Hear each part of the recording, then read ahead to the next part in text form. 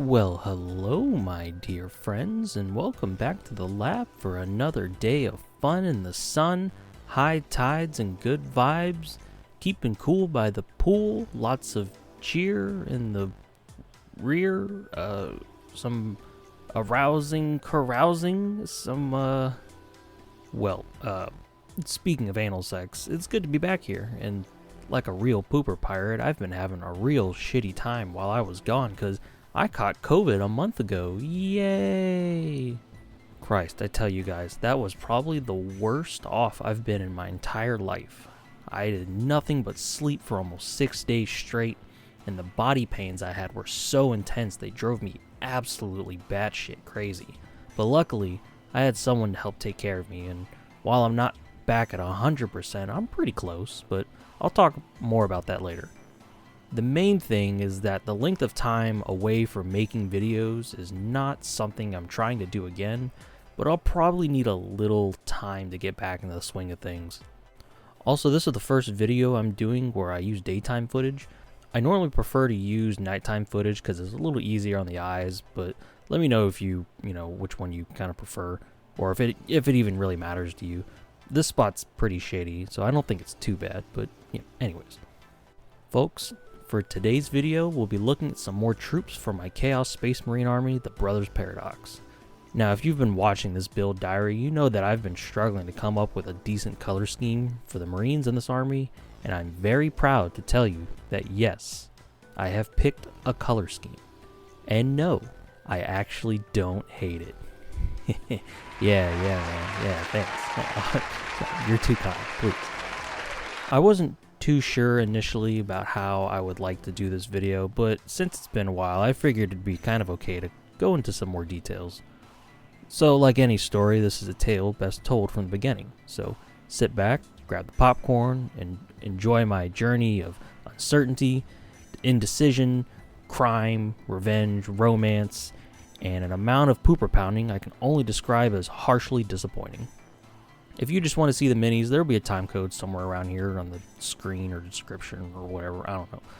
I'd like to tell you my story, but this video is going to be probably a little longer, so you do what you like. It's your choice, and at the end of the day, I respect that. You're probably busy, so whatever. So, from the beginning, I knew that I didn't want my armor to be an all solid color like you see with a lot of Marine or Chaos Marine armies. However, I didn't want anything involving a bunch of freehand, like my other army, the Tuatha De Danann, ended up needing for the quartering and the war paint, and all the Tartan freehanding. Like, I like quartering, I really do, but I didn't really do two armies with it, Like, I didn't want to do the same thing again so soon. From there, I started experimenting with main pattern designs, mainly looking around on wikis for some kind of inspiration. In general, I'm a big fan of the Deathwatch uniform of all black and the one silver arm, so I experimented with the majority of the armor being one color and one arm being a different color. In this, I also experimented with both arms being the quote-unquote badge color, similar to some other chapters I've seen, but I can't remember while I'm writing the script and it's 3 a.m. so I don't feel like looking around, so future John will have to go look it up and put a picture in, so you're welcome. I'm a big fan of orange and purple in general, and especially how they look on white, so I started poking around there with some results I didn't entirely hate, but I wasn't entirely pleased with either. I thought about swapping the purple to a blue, although a regular blue on the test pics, but probably would have realistically ended up somewhere around dark or navy blue. Even with this, I wasn't too sure, as it kind of felt like an old movie poster. All I knew for certain is that I wanted a silver trim. Normally, I'm a gold trim kind of guy, because it's just gaudy enough to do something for me, but I didn't feel like that really fit the majority of the warband, Eventually, I found something I just kind of decided to move forward with. Not super happy, didn't hate it, but something I felt like could push the project forward. I primed the squad and painted the first Marine, and it just looked really off, Like, when I liked the pattern I chose, it felt off for a reason I couldn't really put my finger on. Looking back on it now, I know it was the colors, but at the time I was just baffled. I decided to paint one arm purple to match the loincloth, which I actually really like as a pattern, with both of the colors looking like a diagonal stripe over the marine in a sense, if that makes any sense. I feel like I'll definitely revisit this pattern one day, but at this stage of the project, it just wasn't settling in for me. The stress of finding something I was content with was starting to set in, so in a desperate attempt to materialize something satisfying into real space, I grabbed a few minis and for some reason, I just absolutely slaughtered them with paint in different ways. I'm a really visual, mechanical kind of guy, so concept art and planning only go so far for me. Putting something I was happy with on a mini I could hold and analyze and approve of in my hand was critical for me. And boy howdy did I just fuck it up. Not only did this desperate attempt fail, I had now ruined a third of my Marines with this shitty paint job. I'm not gonna lie, I felt kinda defeated. And the worst part is that I knew I was the problem. At a certain point, I was like mentally resisting being content with something, like it's not meeting some invisible standard I've set for myself. And the worst part is that you can be aware of it, but you can't really like stop it, you know? I wanted something unique that also popped, but was lore appropriate and fitting for the kind of chapter I was going for. It was like trying to pass 4 or 5 exams at the exact same time and just shitting all over them to varying degrees. However, big, capitalized, however, there was a bit of light in this darkness. Right there, on the leg of this guy and the middle guy's bolter. Metallic purple. Albeit much darker than I had both liked and intended, it was there.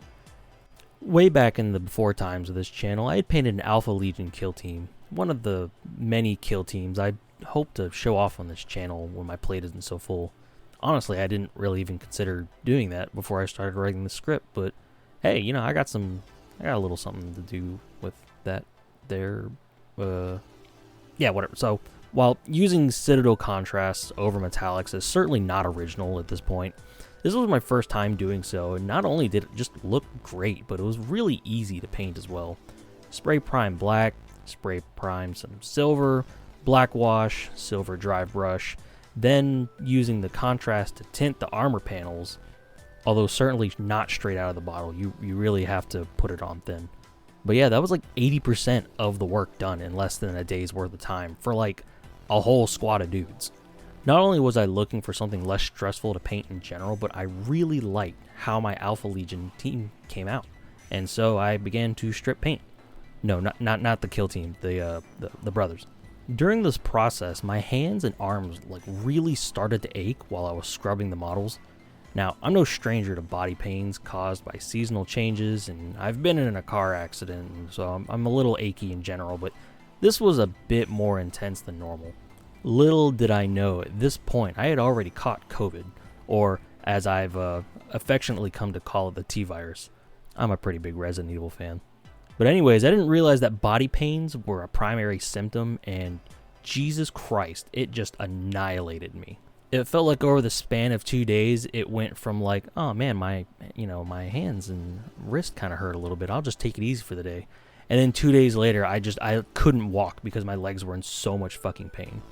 But before that kicked in, I ordered a small end ultrasonic cleaner to help clean the minis so I didn't have to scrub so much. And while it worked, I kind of wish I had bought something a little stronger. This one was made for jewelry, and it kind of falls short. But, you know, whatever. I got it cheap. While I did manage to successfully strip all the minis, right after that is where I would say the majority of the COVID kicked in. I had already mentioned at this point that I had major body pains, but it was also accompanied by extreme exhaustion. It was legit about a week or a week and a half before I could stay awake for more than an hour or even eat food. I dropped 20 pounds in 5 days, which is just crazy. The slightest, even the tiniest touch to my legs, especially my shins, would cause so much pain to shoot through my entire torso. Like, dude, it like, completely unscripted. That fucking sucked. I've got a pretty good immune system. I probably get sick like once a year, but holy shit, dude, that just put me on the fucking floor. I was sleeping on and off for like a week straight, but with so much body pain, I couldn't get a good night's sleep. I'd say at most I slept like 3 or 4 hours at a time, and I was just fucking loopy from not sleeping, like somewhere in the week, which I wouldn't believe were it not for the evidence. I got really, really loopy and laid on the ground babbling about like actual nonsense and swung a machete around for some reason. Yeah, I keep a machete in the room. What about it? It's not weird, is it? It's a useful tool. I'd say everybody should have one. Slowly but surely, I managed to work through the majority of the I managed to work through the majority of the cinnamon. Then I could finally see why kids love cinnamon. Fucking. I put 15 pounds back on during the recovery phase, which I'm kind of a chubby dude. I would have liked to keep it off, but it's a net loss of 5 pounds, so I can't complain too much. Now, after the 2-week recovery period, I still had body pains and exhaustion.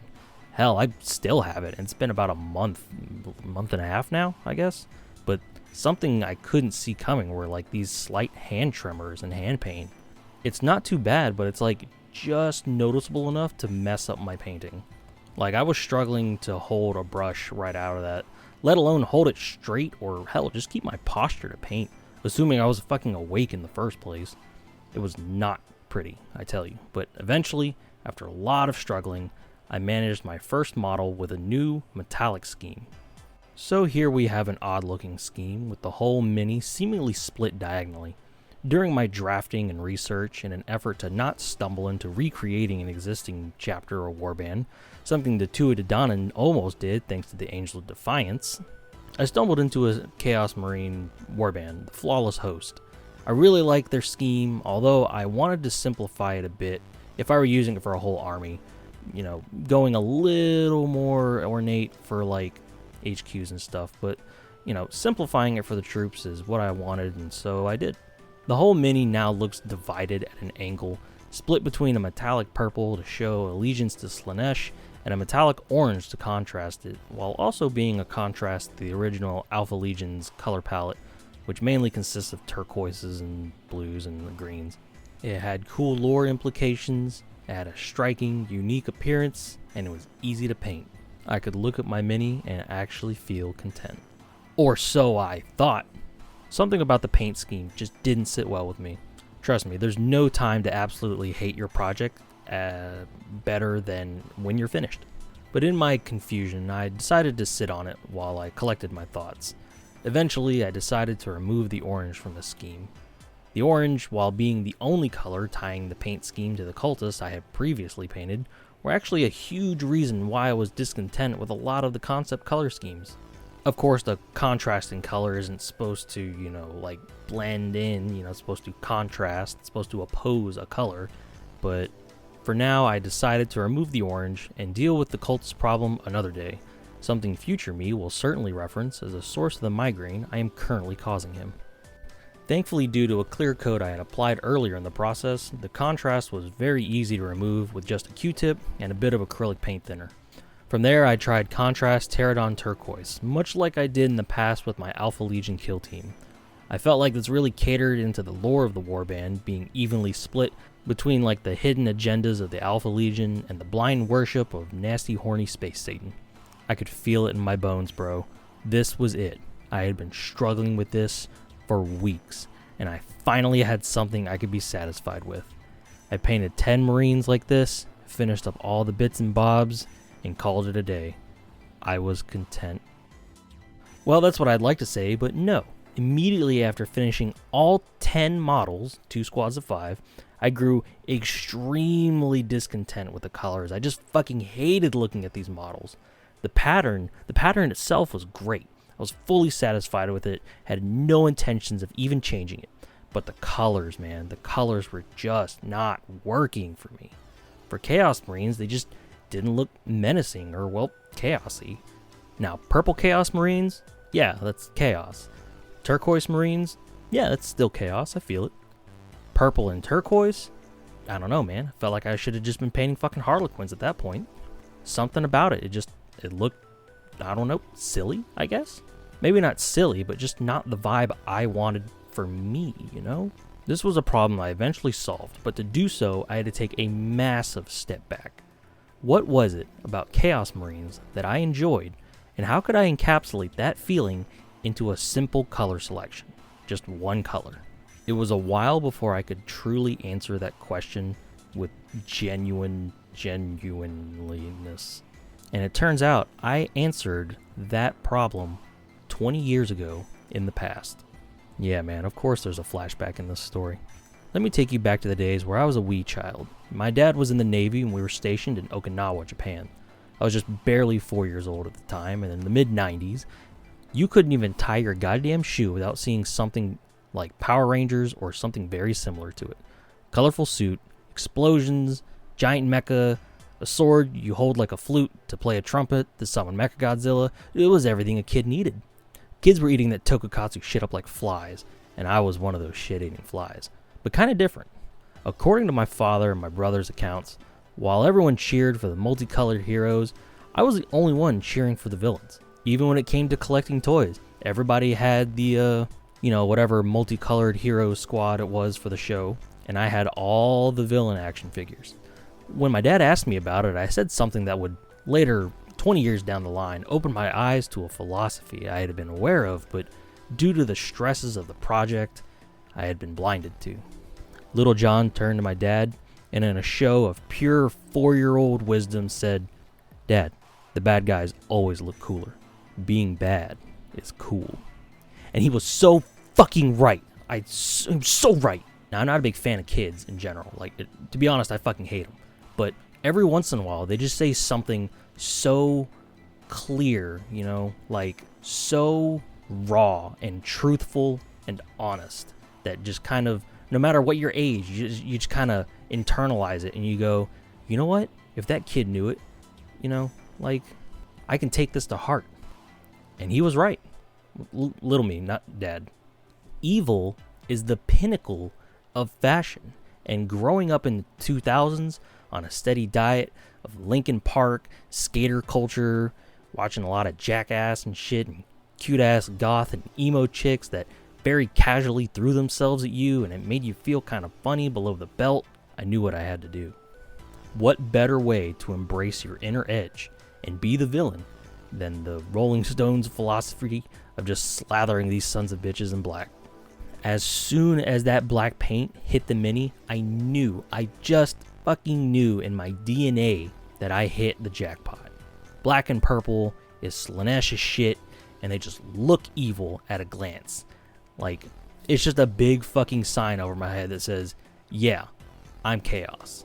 I could roll up to any table in town, and on the other side of the store, some cute-ass emo chicks would just know at a glance, oh man, that dude plays Chaos Marines? Dude, that dude fucks. Jesus Christ, just being in the same building as that dude is making so goddamn hot and bothered, And because this is still the mid-2000s, I roll up to them on my Heelys while Enrique Iglesias' new song blares on the radio, and I say, "Hey ladies, you got cool-ass MySpace pages.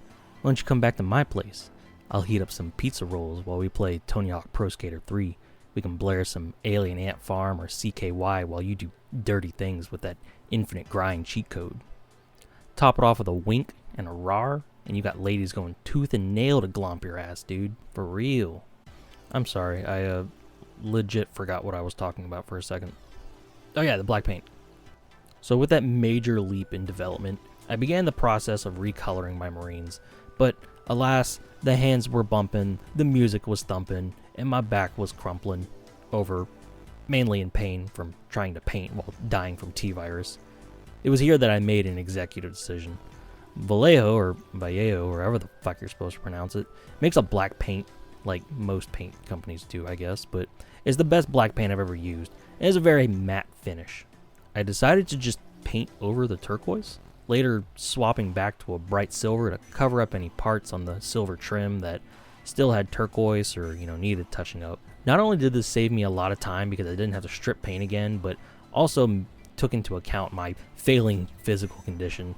It also had a really cool effect where the matte black looked really cool next to the shiny metallic purple. I later undid this with the final gloss coat I used to protect the model, but as soon as I get a little bottle of matte finish, I think I want to redo this effect because it's actually pretty cool. I had black and I had metallic purple. It was my color scheme. Well, almost. I needed a color for eye lenses and energy weapons. I considered teal since I really like teal as an energy color, and I kind of get called out on it by friends, but I tell them to shut the hell up. But looking at the models from far away gave me a better idea. I chose a magenta instead.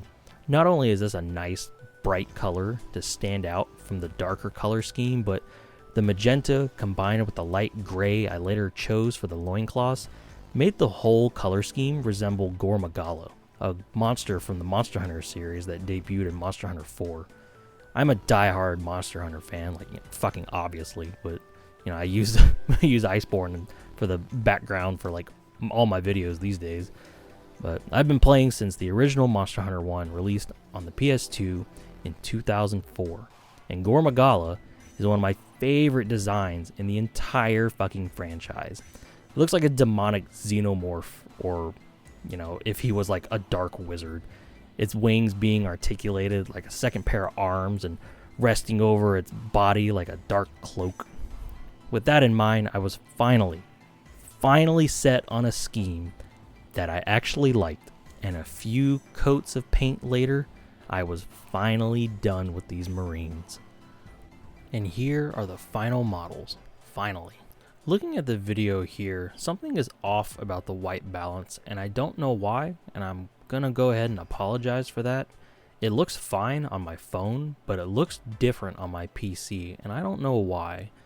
I really considered retaking the spin arounds, but the photo space I use is currently being occupied, so we gotta deal with what we got, I guess. Up top here I have 5 Marines equipped with bolter and chainsword, and on the bottom are 4 bolter Marines with one guy using a missile launcher. I like the versatility the missile launcher adds for ranged harassing. You're not really going to do much with bolters, but the missile launcher has a slight chance of doing something, and in general, I just think it looks cool. I'm not really sure how to denote the squad leader in these squads. I was considering some kind of gold trim or something, but I'll leave it for another day. I'm kind of done with these guys for a while, So how do I feel about this in general? I'd say I was completely fucking drained in mind, body, and soul. There were times I almost considered dropping the whole fucking army because I was being stressed out by simple colors. And normally, I feel the importance of the colors, but something about this one just really got to me, and I think it was only because I had swapped, whatever I decided on so many times. So many times I said, alright, this is it, and it turned out it was not even close to being it. At the end of the day, I'm glad I found my way through it somehow, because I am beyond satisfied with something that, honestly isn't really that groundbreaking. Like black and purple, those are pretty signature Slanesh colors. But how I got there and how the colors are laid out, I'm very satisfied. And honestly, how I got there, that was kind of the whole reason why I wanted to tell the whole story back there, which I don't normally do. I kind of just summarize or overview things in general, but this was kind of a journey, and I kind of wanted to share it with you guys. I'd say my biggest takeaway from these 2 squads would be, don't be afraid to experiment with things. Even if you varnish it, paint can be removed, and sometimes you don't really even know what you're looking for until you get down and dirty and start slinging paint. Keep in mind, you're going to save yourself a lot of trouble if you plan it properly, or generally not change your mind so much, but sometimes the solution to a difficult problem is to just, get through it. I can't really explain it. Thing needs to get done, so just do it, I realize that might not be helpful advice for some people, but it might help someone, so, whatever. Another thing, I guess, is I really struggle with trying not to set myself up for disappointment or failure. I'll look at something and be like, oh, it's not going to work out, or, oh, that's not good enough. And I'm naturally really pessimistic and even more self-critical. My friends get on to me about it all the time, but, I'm aware of it and I try to fix it. I feel like if you can identify problems and you know they're there, you can work around them. It's easier to avoid a pothole in the road if you know it's there, you know? So you don't crack your fucking rim or whatever. Again, probably not the best piece of advice, nor a decent comparison, but you know me, I don't write the end of these videos. Like, I wrote 80% of the script. The last 20%, you know, I'm going to drop it. The 80% is still a B here in good old Freedom Land, so good enough. But yeah, let me know if you guys like the occasional story time. This, I had fun with it, at least. It was a nice little change of pace. I had fun revisiting my childhood along the way. And I'm honestly glad I did, because when I heard that story from my dad, I was probably in, like, the biggest rut I could imagine. So that came at just the right time. Plus, it was fun remembering middle school.